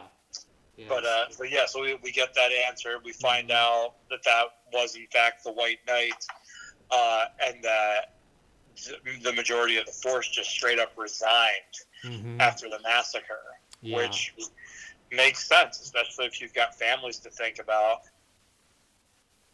And they haven't talked about when would it be. We don't know when they started enacting this rule that everyone has secret identities and wears masks, but we assume it's in response to the White Knight. Oh yeah, I feel like it absolutely has to be. So that's when they'll take on these personas, you would think. Oh yeah, and I think again too. So this answers how we're going to end up seeing Don Johnson in the entire series. Is we're probably going to learn a lot of this backstory through flashbacks with him. Yeah, he gives her the which I'm not mad about, as long as we keep Don Johnson around. Yeah, I think he's going to be in every episode, and he gives her the okay to cry. She says later. Again, she's kind of burying that emotion. Exactly. So then after that, Red Scare and Looking Glass want to go into Nixonville and round everybody up so that they can get some answers, and she's obviously hesitant because she doesn't know really who's behind this, but she doesn't think it's them. Well, and then it's weird, the optics of that scene, because it's Red Scare standing on top of the cruiser, bellowing through a loud horn, and then like the cops literally running through, like beating, tasing, like essentially like turning dogs loose on the inhabitants of Nixonville. And they don't care if they had any part of it or not. What's that? And they don't care if they had any part of it or not. Yeah. And it's weird because, like, literally the only thing that it's missing is somebody turning a hose on the people in Nixonville to make it essentially look like a lot of the civil rights image, like, disputes, like, between, well, not even disputes, like, the assaults by the police against, like, peaceful protesters. But it's weird that, like, the people affiliated with the cavalry are the ones being, like, portrayed in the light of, like, the sympathetic ones. Yeah, I thought that. There's an interesting reversal juxtaposition here with actual, human history. Yeah, and it's super bizarre, too, though, because, like, again, like, with those protests, like, those protesters typically, like, they didn't raise a hand, they didn't, like, mouth off or anything, they just kind of were peaceful, whereas, like, one of them literally spits, and the inciting incident is somebody just throws a bottle before his countdown even starts. Yep. And that's kind of what sets things in motion. And then, of course, one of them goes for Looking Glass, who even makes a comment about Sister Night not jumping into the action yet. And then, like, she dispatches him, but then she loses control. Oh, yeah. And, like, just lays into him. Yeah. Over and over with, like, a barrage of fists. Yeah, which is very similar to the way later we see Hooded Justice beat the one guy into the shopping candy counter. Store. Yeah. Or the grocery store, or whatever it was. Yeah, and later he's talking about, his identity and the way how angry he is and how he hides that anger, and just in classic Black Freighter style, where there's 2, sometimes 3 meanings, and in every panel we see the voiceover as she's arriving at the house, implying for Judge Wake. Yeah, so there's a definite connection between what's happening there with him and what's happening with Angela. Also, the Hooded Justice scene is also just funny to me because pretty much at this point I can't see like a convenience store robbery scene being thwarted without just immediately thinking of RoboCop. And that's exactly what this played out like. Like it was somebody intervening on behalf of the innocents, but like going way further than they needed to for the whole thing.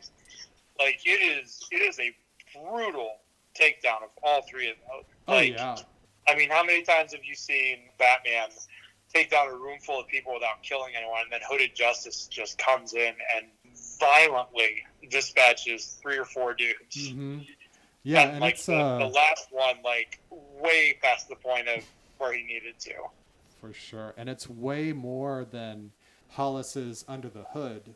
He talks about the first time that Hooded Justice shows up on the scene, and he recounts this same instance, but everybody lives. I think it's still horrific how it's portrayed in the book. I think one guy loses the use of his legs, but nobody dies. So it's interesting that in this dramatization, they like amp it up even more. Which I mean that makes sense. That's kind of been in the theme of like just how typically true stories are sensationalized when they're adapted in another medium.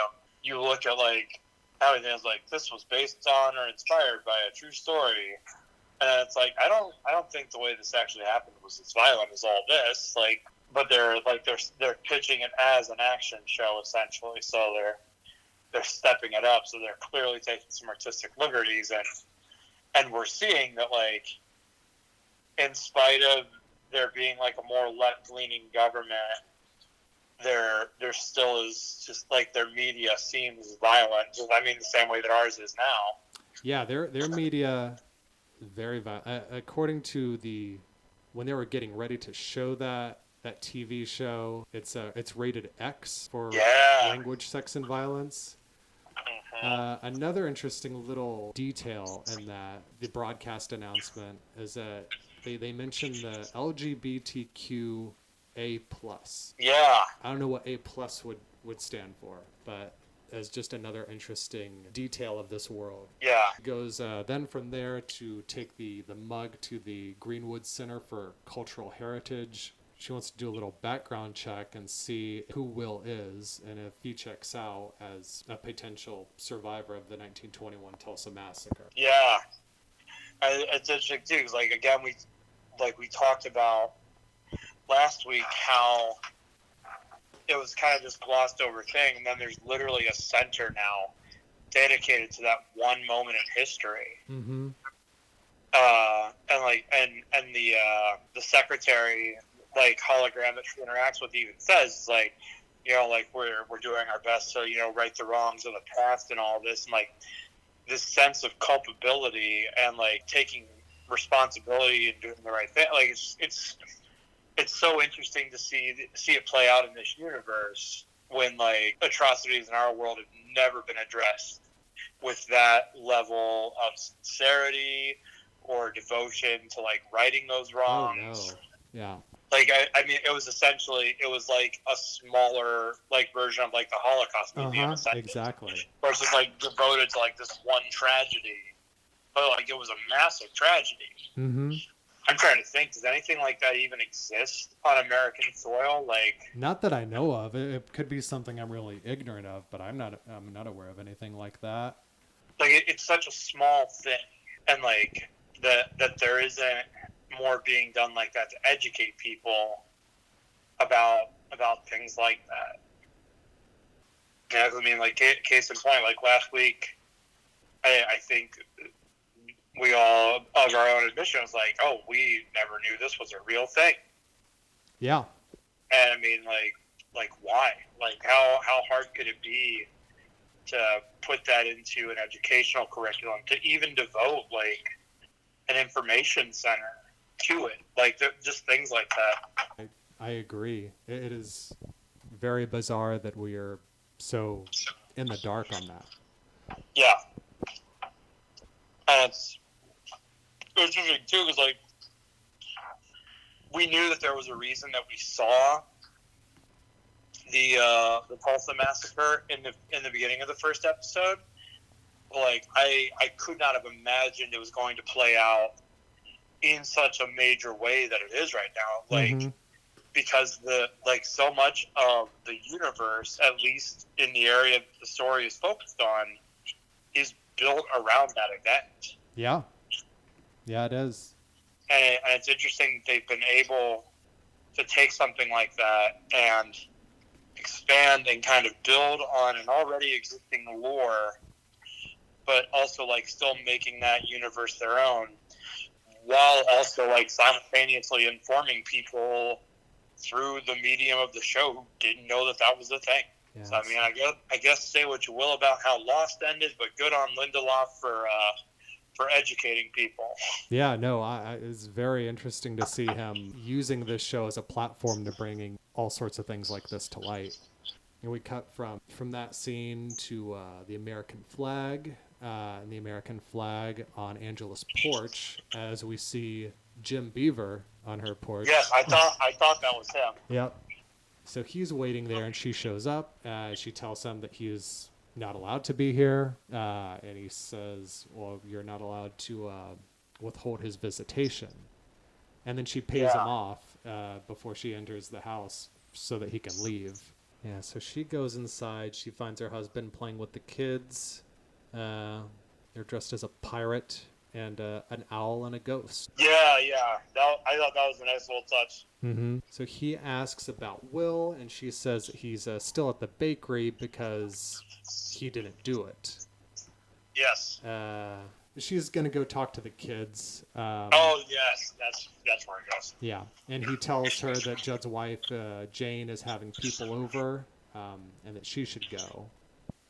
So she goes to see Topher in his room. And this is when we see Topher building this magnetic castle. And immediately it looked like the castle that we see Dr. Manhattan building on Mars in the previous scene, is what I thought of. Yes, and then... And then I saw another post online where somebody compared it to Adrian's castle that he's in England. It looks almost identical to that as well, which is tying everything together. Yeah. And we move on from that into the American hero story scene, which we've already talked about quite a bit. So then after the American hero story, we get the monologue that Hood Justice gives as she arrives at the Crawford home. Finds Jane. She's got the red roses. The red roses look a lot. It's similar to the red roses at the comedian's funeral. Yeah. So she gets to meet Joe Jr., and then she faints, and it's clear that she's been faking it because she then goes and puts on these special night vision goggles to go and explore their personal belongings. Mm-hmm. And the goggles look like... It like kinda Night Owls. Yes, exactly. It confirmed, maybe Night Owl was, a law enforcement consultant. Yeah. She goes looking through all their stuff and finds the Ku Klux Klan robe in their closet with the badge. Yeah.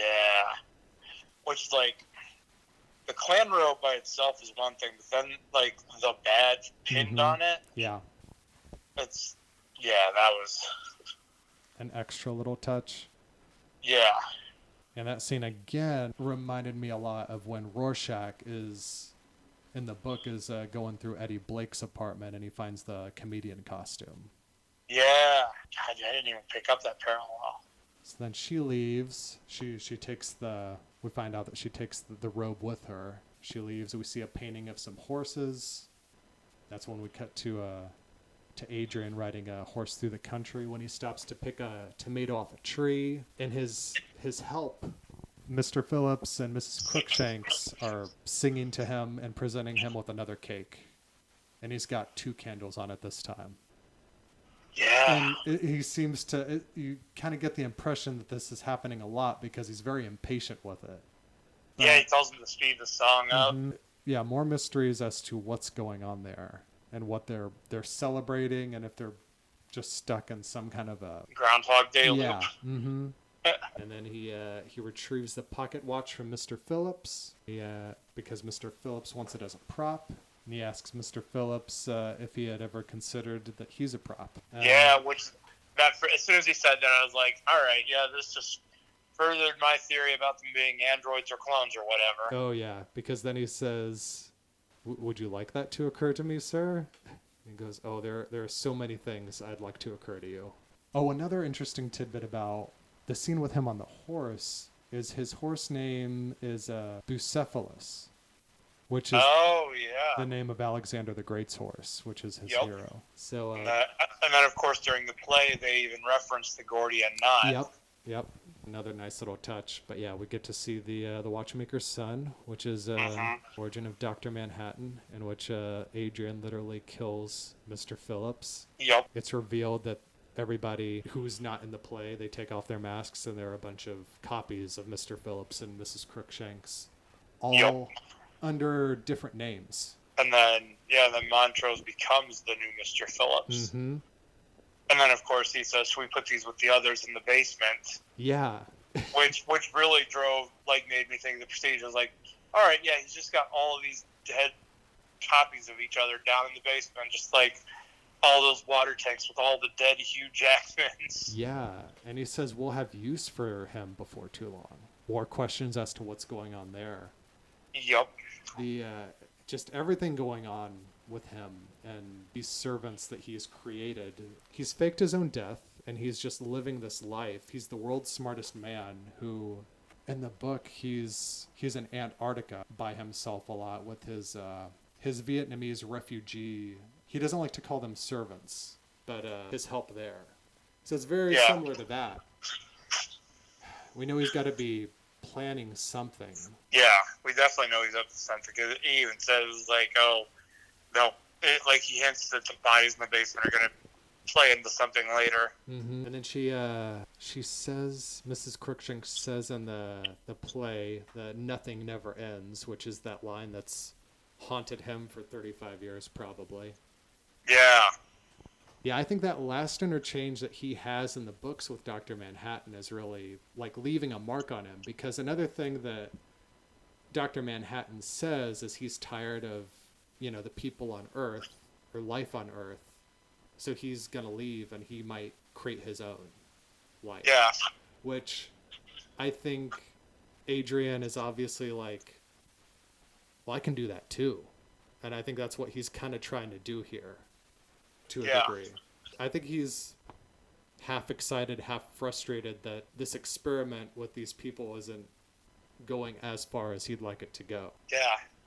Which makes you wonder too, like, how many times has he watched the Watchmaker's son play out? Yeah. How many times how many Mr. Phillips has he killed? But yeah, and then he retrieves the pocket watch from Mr. Phillips before they take the body down. I started seeing that too, because in the comics, like, even when V is literally fighting, like, Night Owl and Rorschach, like, he never loses his composure. Mm-mm. Like, he never gets, like, angry or flies off the handle. Like, he's cool and collected. So, like, we're seeing, presumably, an older Ozymandias who, like, for the first time in his life is rattled, who doesn't know what he's doing, who's kind of stumbling in the dark to figure it out. Yeah.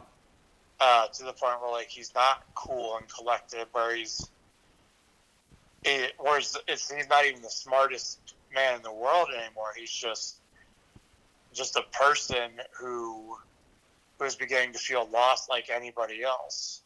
Moving on, we go back to Angela's bakery for the last scene, where she comes back and she finds Will cooking eggs, and he's gotten out of the handcuffs, and she asks, like, where he got the eggs. He said, I walked across the street and I bought them at the grocery store. She's like, you bought them and came back?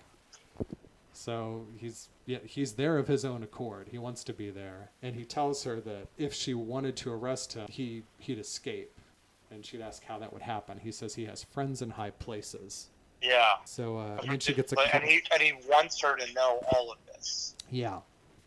Like, he wants her to know, like, I can come and go as I please. Then she gets the call that confirms that he is a survivor of the massacre in 21, and that they found 2 other descendants. And she gives her name and confirms that she is his granddaughter. So, and we don't know the other one. No, I don't know if it's Marcus, her father, or who that. But then she lies to him and asks why he's here, and he says that he's wanted to meet her and show her where she came from. And then she says that he's under arrest, and she takes him out to the car. She puts him in, and as she is breaking down his wheelchair, a giant magnet, Walter White style, falls from the sky and attaches itself to the car, lifts it out of sight, and the German letter, again, we see falling from the sky to bookend it and land in her hands. Oh, he's whisked away like an alien abduction. Yeah. So yeah, we don't know what's going on there. And based on everything that's in the previous material, I don't really know. I don't think it's anything that has to do with Dr. Manhattan that I know of. I don't think it's anything that has to do with Adrian. I think it has to be something completely new. Oh yeah, which we'll just have to continue watching to find out. Watch the sky. Keep watching the skis. Yeah. Well, I actually have to wrap this up. I really appreciate you calling in and talking about this while you're on the road. Yeah, no problem. Calling in from Knoxville, near near Oak Ridge, actually, the birthplace of the Manhattan Project. Nice. So, a nice little tie-in there. Yeah. Well, all right. Well, it's been fun, and hopefully next week I'll be back in person. So Awesome. Yeah. And you want to let everybody know where they can find you at, Dustin? Oh yeah, I'll be in Atlanta on Thursday, Halloween, and then I will be in Gainesville, Florida, on November 1st through the 3rd, performing at the fest. So check that out. Check out DustinMeadowsComedy.com to stay tuned to what I'm up to. And that's this week's episode of Who Watches. Remember that you can reach out to us anytime at whowatchespodcast@gmail.com. You can find us every day on Twitter at whowatchespod and on Facebook. We are on Apple Podcasts, iHeartRadio, and Spotify. We also have a YouTube channel at Who Watches, so remember to subscribe to that. We would also greatly appreciate any reviews on iTunes and Apple Podcasts. Those really help us out, and we would appreciate any 5-star reviews that you can throw at us. Thank you again, everybody, for joining us this week, and we look forward to exploring next week's episode of Watchmen with all of you. Thank you, and good night. Quis custodiet ipsos custodes?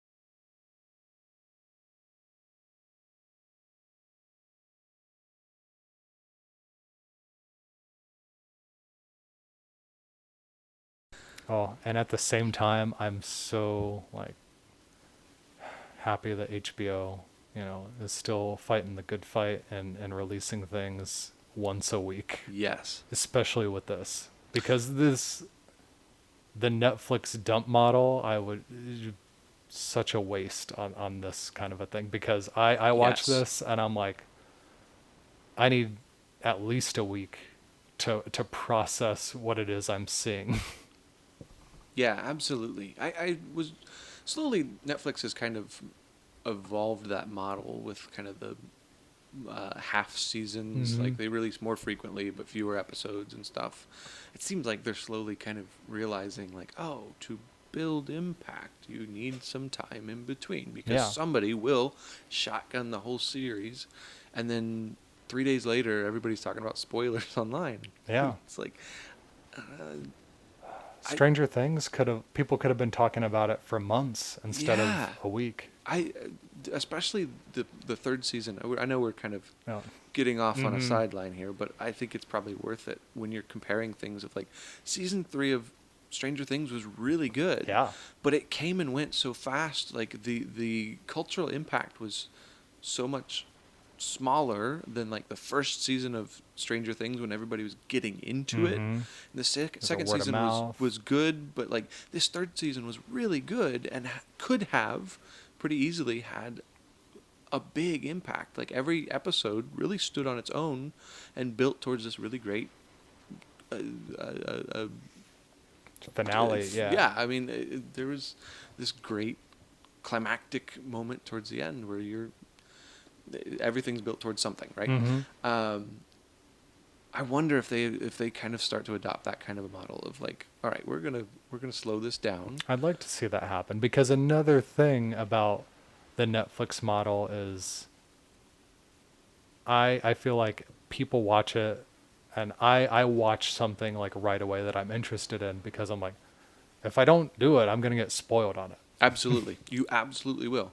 If you spend any time online and it's something that people generally watch, then there's no hope. Yeah. Do we know, like, so far, Disney Plus seems like it's going to follow kind of this week at a time model. Yeah, Mandalorian, it debuts on a Tuesday, and then each new episode will be a Friday after that.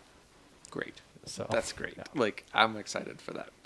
And I love that HBO is holding firm on this. Yep, and even with they just announced today with the new HBO Max subscription that they're starting next year, that there's some new shows that they're putting on that exclusive streaming service, and they're going to continue the week by week basis. So cool. Have they shown any numbers of like who watches it on television versus streaming it? No, I know that was kind of an issue with Game of Thrones and the latter seasons, where I feel like up front they were always like, I don't know. Game of Thrones always had a huge issue with piracy. Yeah. Like, there was a huge amount of people that just pirated that show.